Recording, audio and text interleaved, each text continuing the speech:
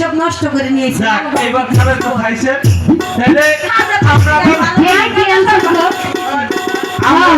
মতো নাম রাখা না আপনি বকা এই খালা নষ্ট নষ্ট করিস এই বিন সাহেব হ্যাঁ তাহলে এই মুহূর্তে একজন মোল্লা দরকার না? অবশ্যই দরকার।